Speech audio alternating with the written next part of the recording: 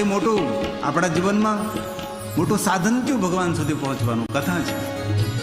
કથા કોણ સાંભળે? સજ્જને કરીએ તે કથા. સજ્જન માણસો, ભગવાનના ભક્તો હોય, ભગવાન તરફ પ્રેમ હોય, ભગવાન તરફ આદર હોય. શિવ મહાપડ ગ્રંથનો એક બીજો શ્લોક છે, એની અંદર એવું કહ્યું છે કે કથા સજ્જનો માટે છે, કથા પુણ્યવાન લોકો માટે છે, કથા ભાગ્યવાન માણસો માટે છે, કથા ભગવાનના ભક્તો માટે છે, કથા દુર્જનો માટે નથી. એવું નથી કહ્યું શિવ પુરાણમાં દુર્જને કરીએ તે કથા. દુર્જન માણસો માટે કથા નથી, કથા પુણ્યવાન લોકો માટે છે. હમણાં બ્રોડકાસ્ટમાં એક ઇન્ટરવ્યુ હતો અને પૂછ્યું કે તમે એવું કે શા માટે કહો છો કે સજ્જનો માટે જ કથા છે, દુર્જનો માટે નથી? અને સાચી વાત છે, કથા દુર્જનો માટે નથી, કથા સજ્જનો માટે છે. આ શિવ મહાપડ ગ્રંથનો બીજો શ્લોક છે, એમાં માંગણી કરી છે તમારે હું સાંભળવું છે, કેવું સમજવું છે, કેવું અમારે જોઈએ છે, અમારે કેવી કથા સાંભળવી છે, આ બધી જ માંગણી કરી એક શ્લોકમાં. બીજો શ્લોક સદાચાર સદભક્તિ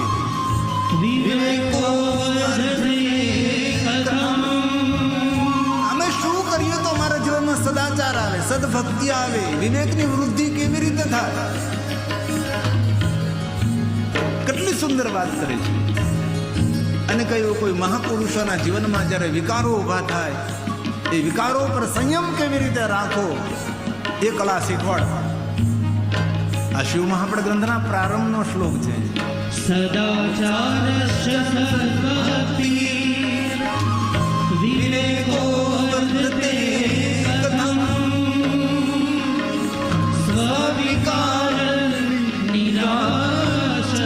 શું કહ્યું? સજ્જને ક્રિયતે. સજ્જન માણસો શું કરવું? સજ્જને ક્રિયતે. એક માતા ગંગા સતીની પંક્તિ છે. કુપાત્રને આગળ વસ્તુ ન વાવીએ પાનબાઈ, સમજી ન રહીએ ચૂપ.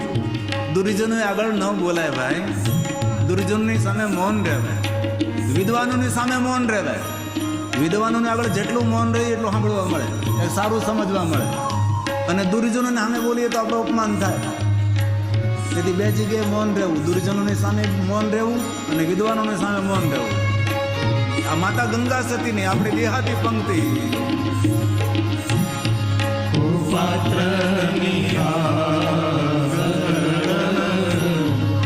વસ્તુ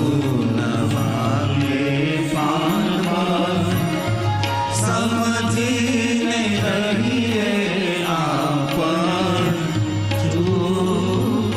અને જીવનમાં ચૂપ રહેવું, વધારે વધારે મૌન રહેવું.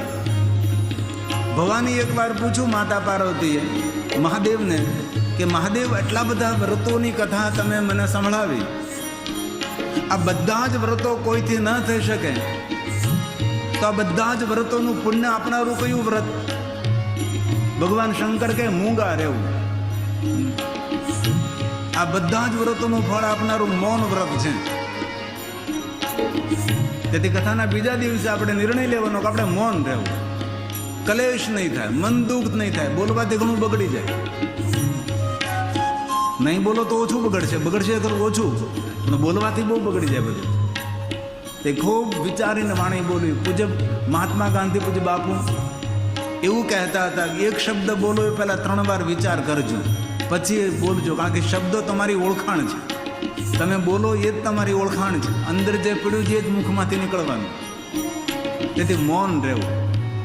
ભલે આખો દિવસ મૌન ન રહીએ, પણ સવારમાં બ્રહ્મ મુહૂર્તમાં મૌન રહીએ, ભોજન કરવા બેસીએ ત્યારે મૌન રહીએ, સંધ્યા સમયે મૌન રહીએ, કથામાં મૌન રહીએ અને ફોનને પણ મૌન રાખીએ. ઘણાના મોબાઈલ બહુ બોલે, આજુબાજુના બધાનું ધ્યાન ખેંચે. મોબાઈલ તમારું કલ્યાણ કરે કે ન કલ્યાણ કરે મને ખબર નથી, પણ મહાદેવ જરૂર આપણું કલ્યાણ કરશે એ મને ખબર છે. માતા ગંગા સતી બોલે છે,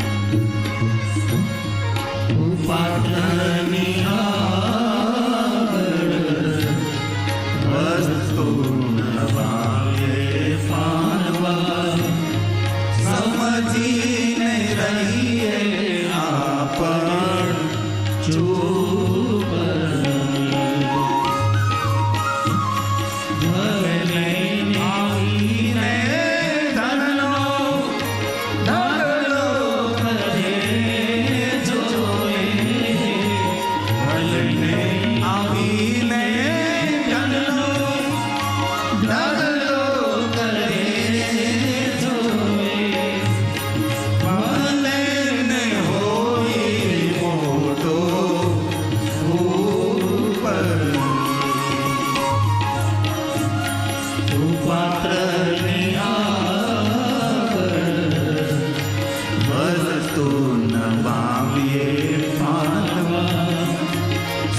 સમજીને રહીએ આપણ જો સમજીને રહીએ. એથી મહાદેવજી ઓછામાં ઓછું બોલે છે. આમ તમે શિવ મહાપડ ગ્રંથમાં જુઓ, મહાદેવ બહુ ઓછું બોલે ને બોલે તો તથ્યવાળું બોલે, અર્કવાળું બોલે, રસવાળું બોલે.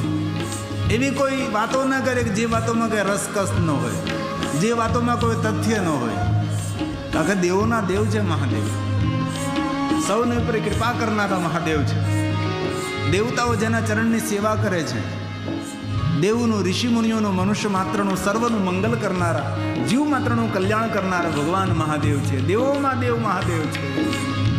દેવો મેં મહાદેવ કૃપાલા, દેવો મેં મહાદેવ કૃપાલા, દયા કરો શિવ દીન દયાલા, દયા કરો શિવ દીન દયાલા. હે શિવ શંભો હે મહાદેવા, હે શિવ શંભો હે મહાદેવા, હે મહાદેવા કરે સર્વ સેવા, હે મહાદેવા કરે સર્વ સેવા. હે શિવ શંભો હે મહાદેવા, હે શિવ શંભો હે મહાદેવા.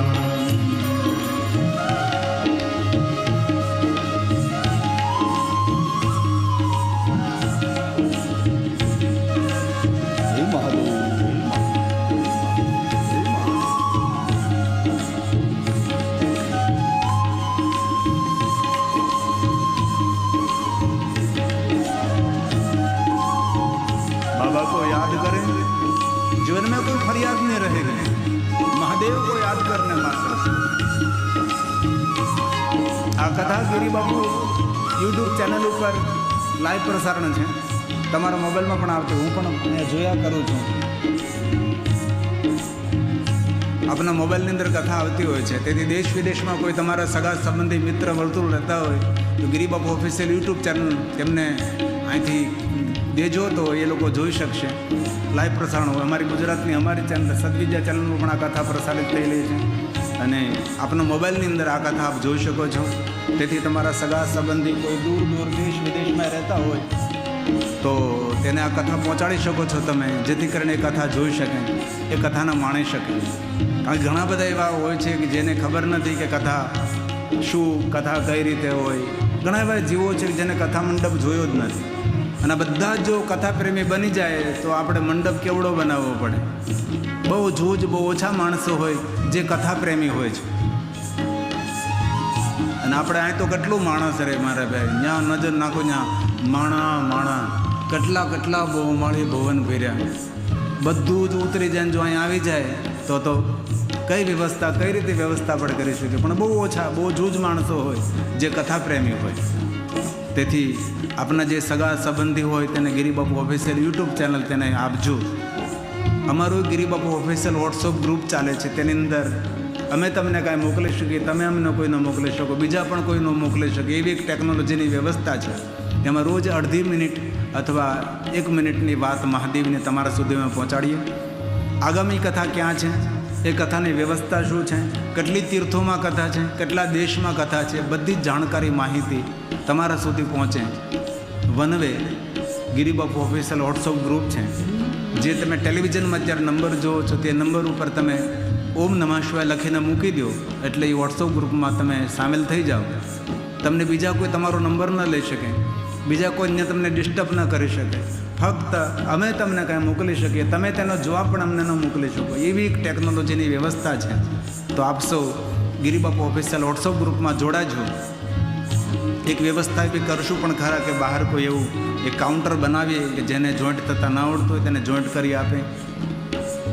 ગિરિબાપુ ઓફિશિયલ યુટ્યુબ ચેનલમાં આ કથા આવે છે, એ જોઈ શકો, તમે સાંભળી શકો છો, સંભળાવી શકો છો. આઈએ ભાવ છે એ મહાદેવ તેરે દર્શન કો નૈના તરસે, તેરે દર્શન કો નૈના તરસે. से दर्श दिखा दो हे भोले बाबा, दर्श दिखा दो हे भोले बाबा।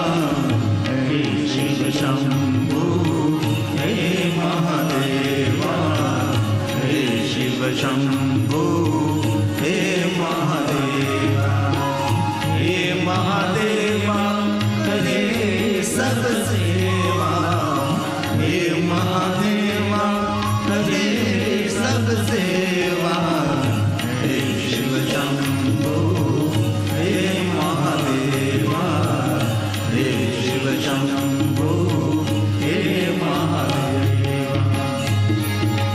हरे महादेव, हरे महादेव।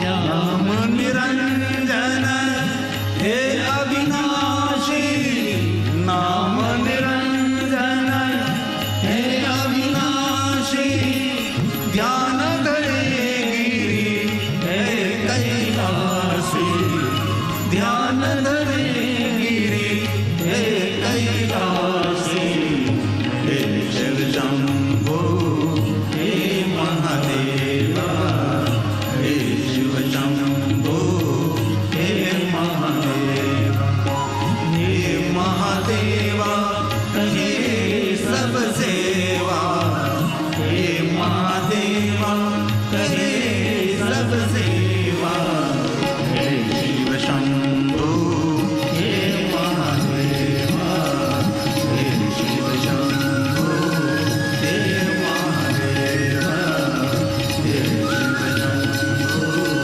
हे महादेवा, हे शिव शंभो हे महादेवा। तो आइए शिव कथा का प्रारंभ करें।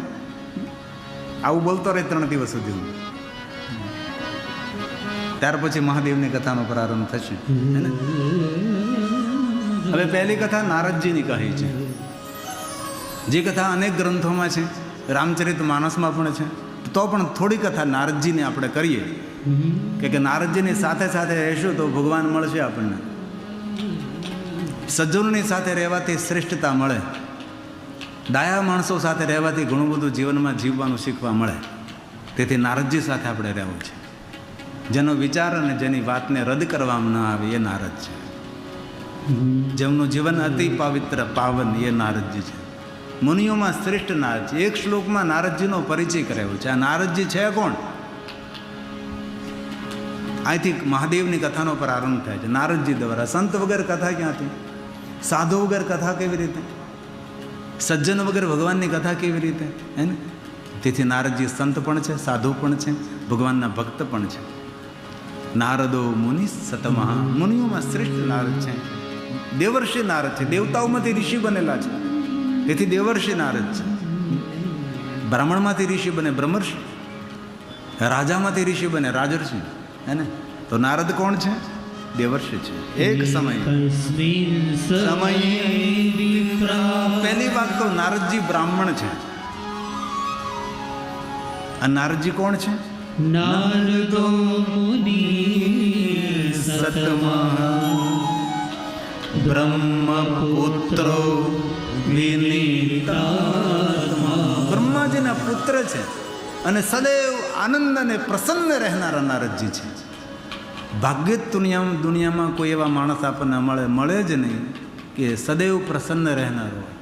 ચિદાનંદ રૂપમ શિવોહમ શિવોહમ. આવું ભાગ્ય જ કોઈ માણસ મળે, બાકી મળે જ નહીં.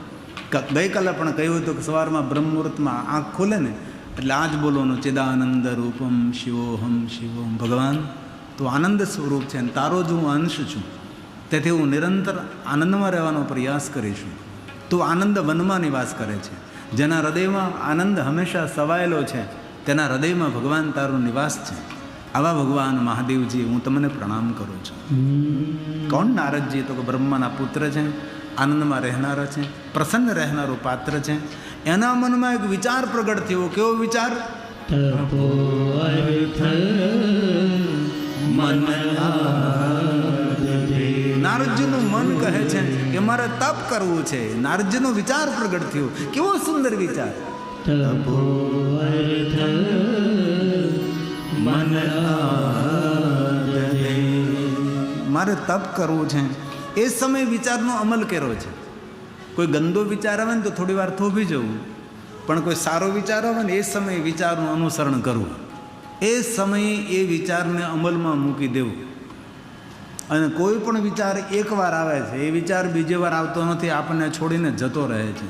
તેથી લેખકો સાથે બુક અને પેન રાખે. આવા નાના નાના સૂત્રો ક્યારે આવે આપણને લખી લેવા. તે નારદજીને એક સુંદર વિચાર પ્રગટ થયો કે મારે તપ કરવું છે. તો તપ કરવા માટે ક્યાં જવું જોઈએ? હિમાલય પહાડ.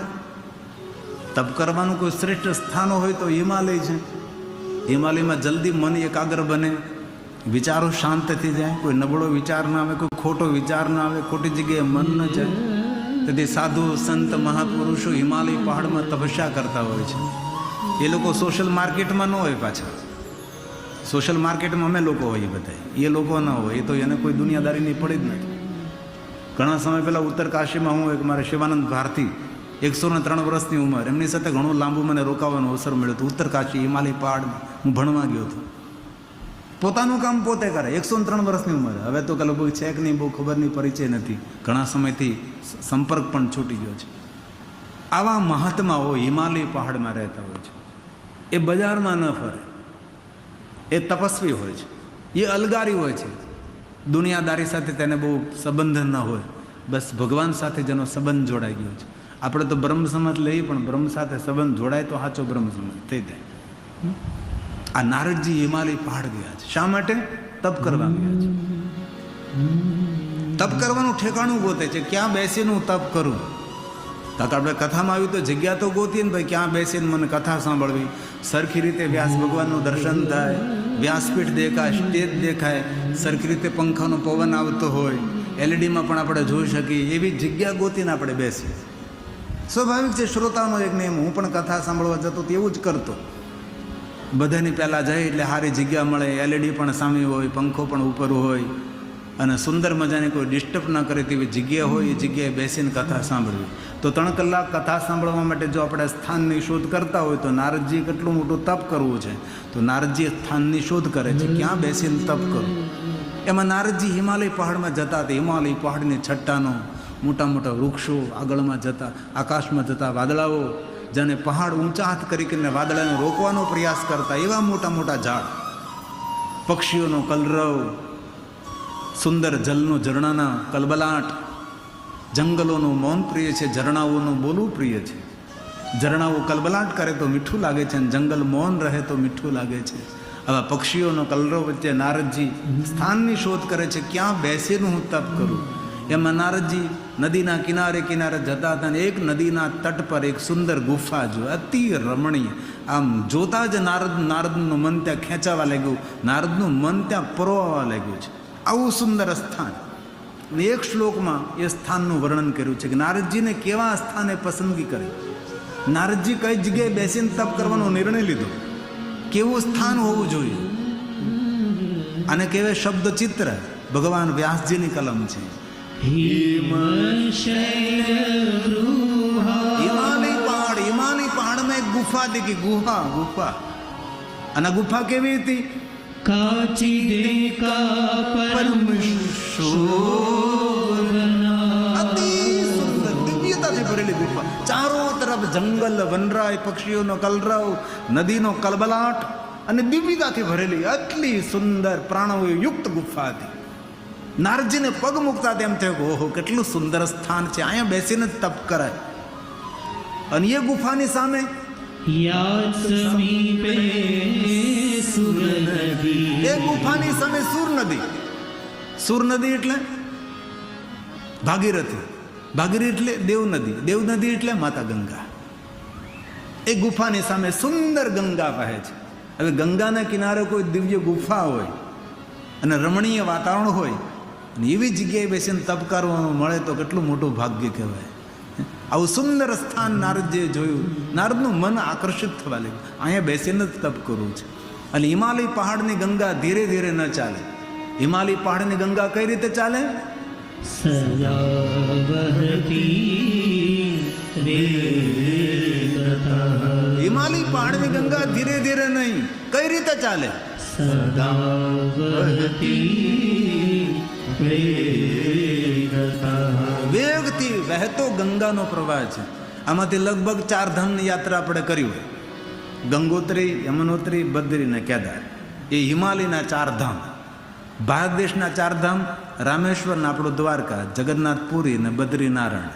આ ભારત દેશના 4 ધામો ને હિમાલય પહાડના 4 ધામ ગંગોત્રી, યમનોત્રી ને બદ્રી, કેદાર.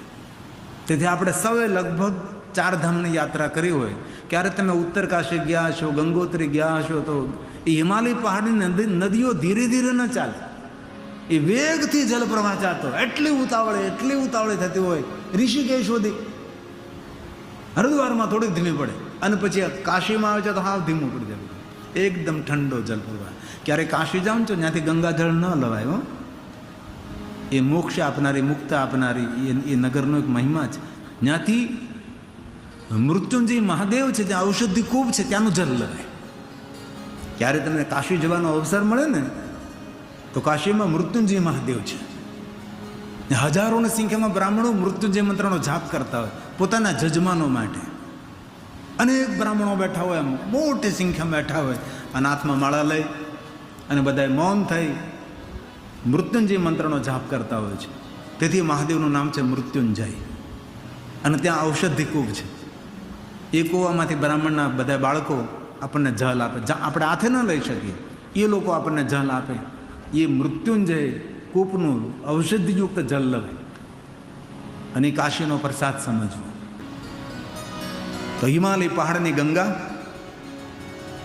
વેગથી વહેતો. કઈ રીતે હિમાલય પહાડની ગંગા ચાલે? શબ્દ ચિત્ર કહેવાય આને.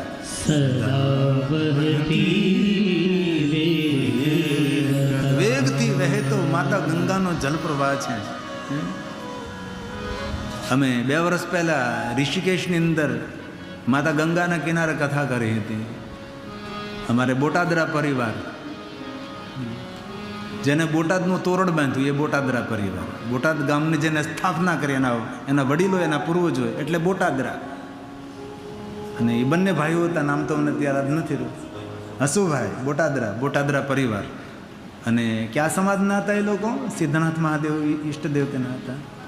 હા, સિદ્ધનાથ મહાદેવ. કયો સમાજ? સતવારા સમાજના હતા. અને એવું એને કર્યું હતું કે એના ગામમાંથી જેને ગંગા સ્નાન નથી કર્યું, જેને હરિદ્વારની યાત્રા નથી કરી, એવા બધાને ગામમાંથી ગોત્યા, શોધ્યા તેને બધાને. અને 850 જેટલા ભાઈઓ બહેનોને એકત્ર કર્યા, જેને ગંગામાં સ્નાન કરવાનું સપનું પણ ન જોયું હોય, આવા લોકોને ભેગા કર્યા. એના આવવા જવાનો ખર્ચ, તેને રહેવાનો ખર્ચ, તેને જમવાનો ખર્ચ વિના મૂલ્યે. અને 9 દિવસની કથા. આવી 9 દિવસની કથા માતા ગંગાના તટ ઉપર ઋષિકેશની અંદર જાનકી ઝૂલાની બાજુમાં મેં કરી હતી. આવા માણસો દુનિયામાં હોય. આપણે આપણા મા બાપની ગંગાનું યાત્રા નથી કરાવી શકતા. આ કેટલાય ગામના 850 ભાઈઓ બહેનોને ભેગા કરે, જેને સપનું ન જોયું કે મને ગંગા સ્નાન મળશે, એવા લોકોને ભેગા કરે. અને ટ્રેન બાંધીને બધા એને માન સન્માનથી લઈ ગયા, માન સન્માનથી રાખ્યા, જમાડ્યા, બધું જ વિના મૂલ્યે, કોઈ ખર્ચ નહીં. આવા કેટલા ડાયા માણસો છે. અને ત્યાં માતા ગંગાની એક મેં ધૂન બનાવી હતી.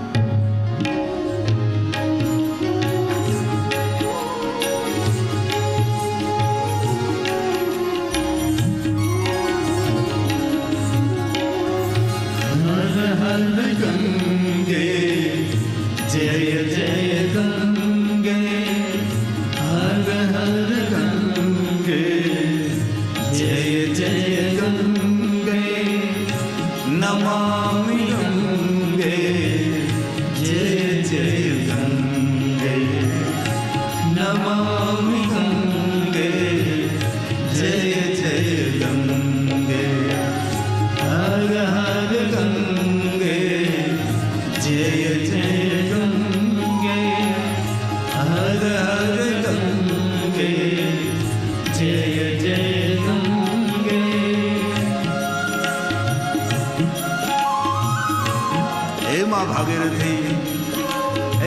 सुरेश्वरी, हे कल्याणकारिणी, हे शिव मौलिनी, हे माँ गंगा, मैं प्रणाम करता हूँ।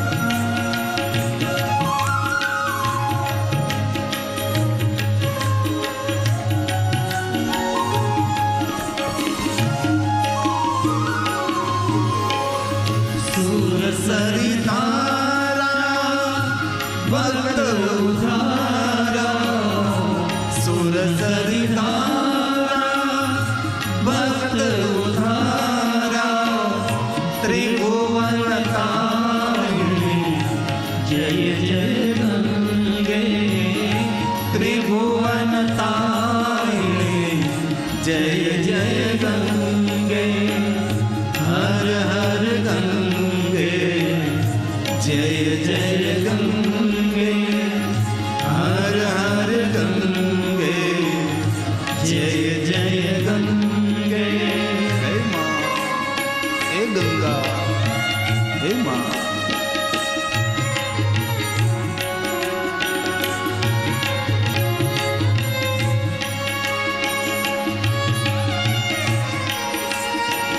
સંસ્કૃતિ ધામના નિર્માણ માટે તમારી પાસે ઝોલી આવી રહી છે. આપણી યોગ્યતા પ્રમાણે યોગદાન કરવું, કારણ કે વડીલોનો આશરો, વડીલોને સ્નેહ અને પ્રેમ આપવા માટેનું સુંદર એક તીર્થ બની રહ્યું છે સંસ્કૃતિ ધામ. તેના નિર્માણ માટે આ કથા છે. તેથી તમારી પાસે જે બહેનો આવે છે, સ્વયંસેવક ભાઈઓ બહેનો, આપજો ફૂલ ને ભોલી વાકડી. आइए भाव से और आदर के साथ.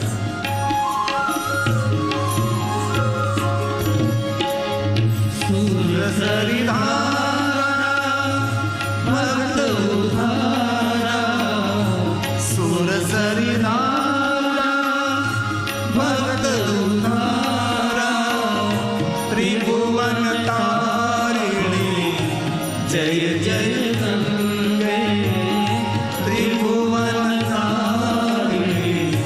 जय जय गंगे, हर हर गंगे जय जय गंगे, हर हर गंगे जय नमो गंगे पाद पंकजम. हे माँ, अपने चरण वंदना करता हूँ. तब पाद पंकज, चरण कमल में प्रणाम करो, चरण कमल ની સેવા કરો. દેવતા ઋષિ મુનિ જેમની વંદના કરે છે, હે માં ભાગીરથી, માં ગંગા.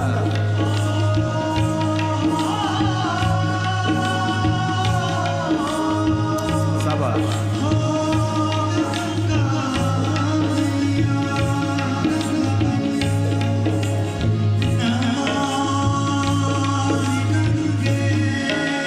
હે ગંગે નમઃ, મંદાकिनी नमः, पूर्णदायिनी शिवदायी जगतगात्रे, हे माँ गंगा, हे भागीरथी, हे अंतरायिनी, हे करुणामयी, हे शिवप्रिया, शिव मस्तक वारिणी, हे माँ गंगा, प्रणाम करता हूँ.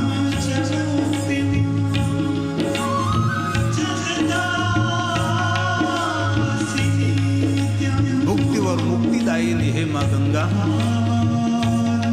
जिनके मन में जो भाव, सभी भाव पूर्ण करनारी, हे माँ गंगा.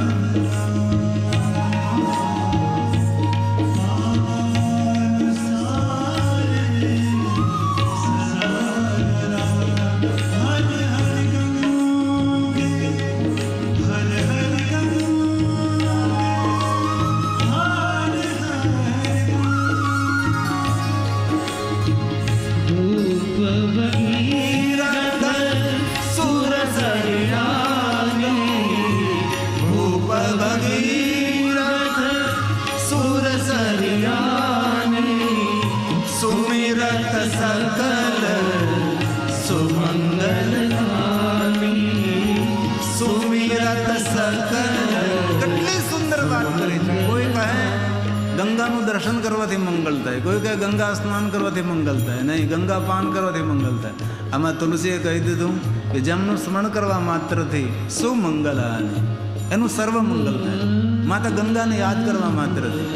આ તુલસીનો પ્રસાદ છે. ભૂપ ભગીરથ, ભૂપ ભગીરથ